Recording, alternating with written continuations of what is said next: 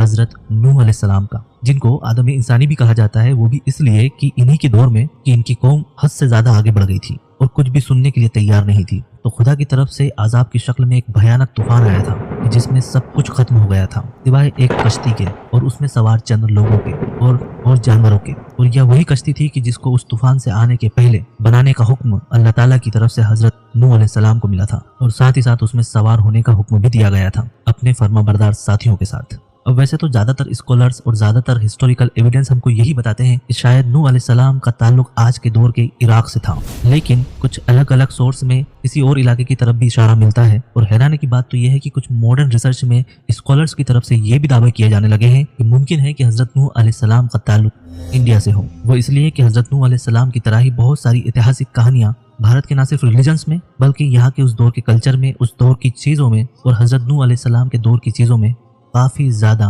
Similarities भी पाई जाती है।